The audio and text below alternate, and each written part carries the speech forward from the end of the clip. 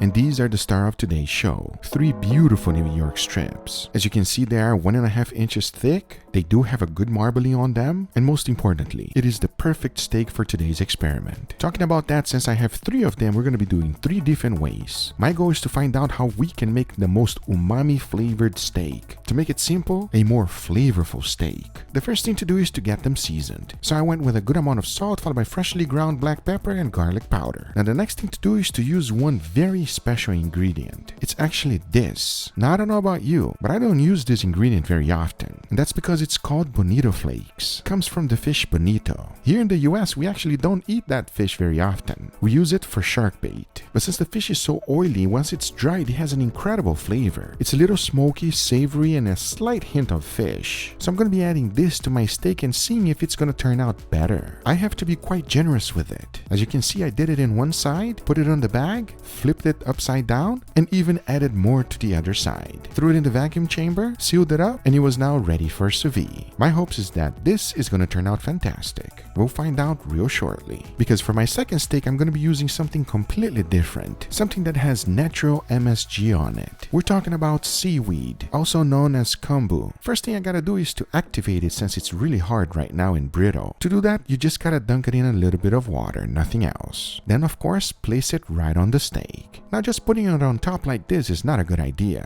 I'm actually going to wrap the whole thing around it. Now I've done a dry aging experiment with kombu, and that was phenomenal. It was probably one of the most incredible flavor that came out of steaks. And that's all because of that natural MSG in there. So I really have high hopes for this steak, as the only thing left to do is to go ahead and vacuum seal it, and it was now ready for sous vide. Of course, my very last steak is going to be the control. As you can see, once I was done, all of them are ready to be cooked sous vide. Talking about that, I set my circulator to 129 degrees Fahrenheit. I'll be cooking all of them in the same container for 2.5 hours. As they were cooking, it is perfect because it allows me time to go ahead and make some incredible side dish for us. And I don't know about you, but at least for me, potatoes and meat just goes perfectly together. And this side dish is not only an easy thing to make, it is quick and it will please anyone. And to make it, it's super simple, and here's how. I'm going to be doing everything in one cast iron skillet. So after throwing in a little bit of avocado oil, I threw in some white diced onions and cooked that up.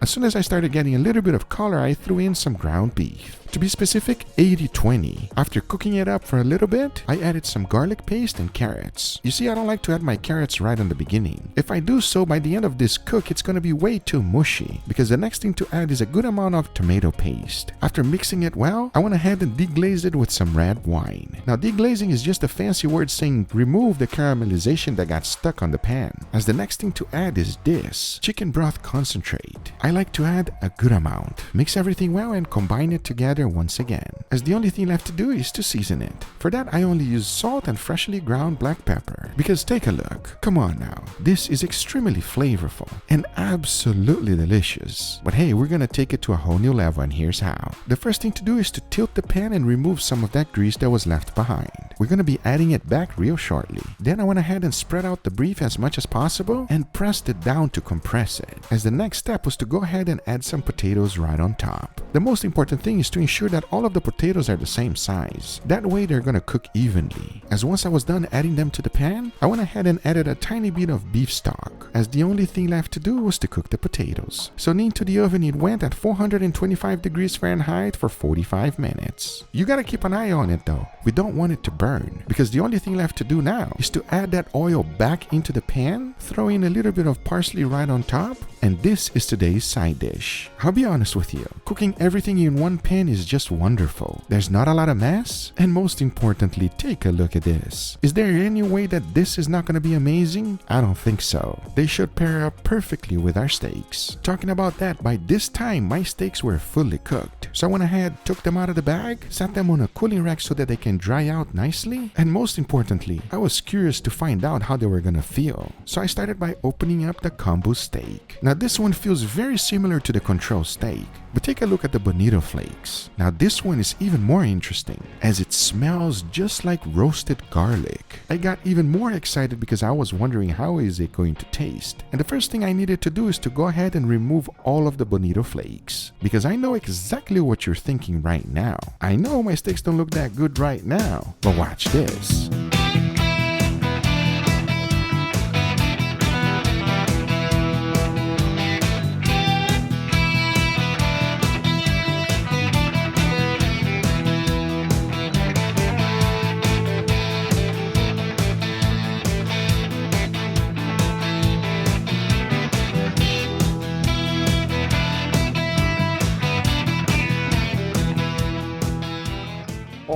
right, everybody, here we got our beautiful steaks. I got Leo in the house, David in the house. Welcome back, David. Thank you for having me. Of course. You like steaks? Love them. Oh, how about you? Do you even have to ask? Come on, do you even have to ask me, Google? You know I love steaks. It's like asking a little kid if he likes chocolate. Exactly. Come on, like I didn't even want to answer that. I was like, you know. Okay, enough talking. I got a little experiment, guys. I really want to know your judgment over here. All right. There's 3 beautiful steaks here. We got a wonderful side dish here as well. All I want to know if you can tell any differences between these steaks, and most importantly, which one tastes better. That's what I want to know. Sounds like a plan? We can do that. So we're gonna go this direction here because it's farther away from David, and I like it that way. Hey. All right, let's go. Please dig in. The steak number 1. All right.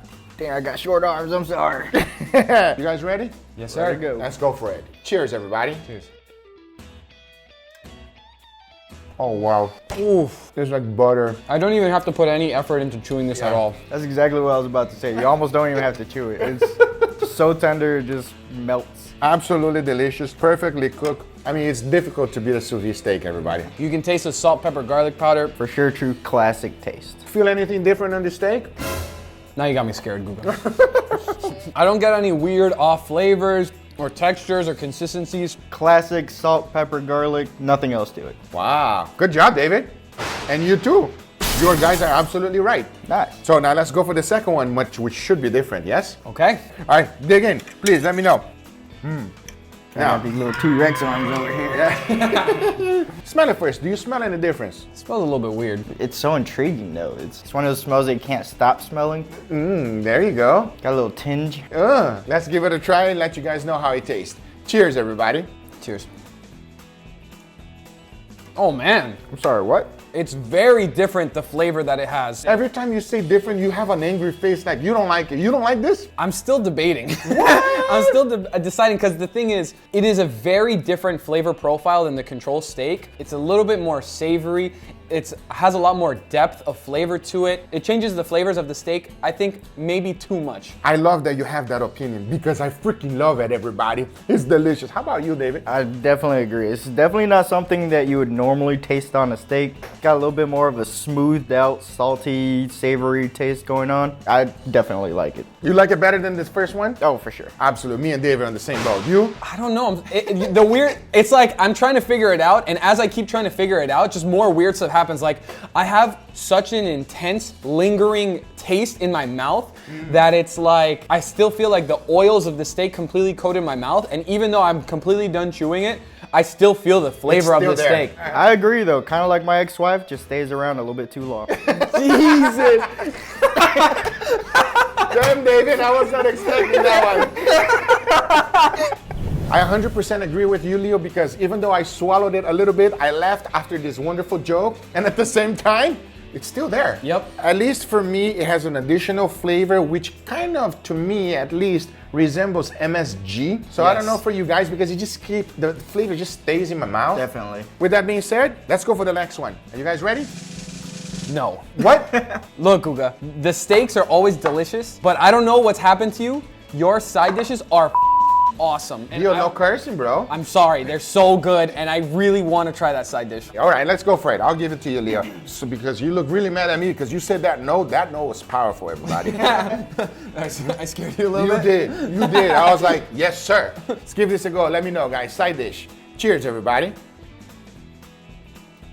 Yep. Oh, that is awesome. That one just hits different. I'm very glad I stopped you because that side dish is awesome. Wow, phenomenal, everybody. The ground beef mixed together with potato. There's nothing that makes a perfect marriage like that except me and my wife. But besides that, it is the perfect marriage, everybody. I definitely agree. It's a lot like a deconstructed shepherd's pie almost. Yeah. There's nothing better than meat and potatoes. Enough with the side dishes, everybody. Let's go for the last one. Please, dig in, guys. Let's go. Give me your honest opinion on this one. Now the steak is far from me and close. Hey, yo! Oh, no fighting. There's plenty Sorry, for everybody. I ate You with got my carried eyes. away? Yeah. Smell it and let me know. What do you guys think? Ooh, I definitely got a note of seaweed. Seaweed. Yeah, very oceany. I agree, I second that. Cheers, everybody. Yes. Oh, wow. That's actually crazy. Really nice flavor. I Wow. think that it definitely changes the flavor of the steak, Completely. but not as dramatic as the previous steak we tried. It's a little bit more subtle, and I really, really like this. And I don't know about you guys, but the flavor's still in my mouth. Oh, yeah. Like even after you swallow everybody, you take a few chews and it coats the entire mouth. It tastes a lot like the furikake. It has that very oceany seaweed, almost like sushi, as if it were just steak. Wow, David, damn, I'm impressed. Furikake and bringing out all these words. That's why you're here, David. Hey. Let me ask you this. Which one is your favorite, Leo? This one. The last one, you. That one, hands down. Wow, for me as well, everybody. It produced a more flavorful steak, but at the same time, it did change the flavor. So here's the experiment. This is the control steak, by the way. Here we got this one here. I cooked it with kombu, which is seaweed, dried seaweed. Oh, okay. That has a lot of MSG on it naturally. Right. Now, this one is quite interesting. This one, on the other hand, I did it with bonito flakes. It resembles like the fish, like you said, like furikake style, but it doesn't taste fishy. Anyway, guys, these are the results. I hope you guys enjoyed this video. If you did, hit that thumbs up. If you're not a subscriber, be sure to subscribe for future videos. Remember, if you are interested in anything I use, everything's always in the description down below. Thank you so much for watching. We'll see you guys on the next one. Take care, everybody. Bye-bye.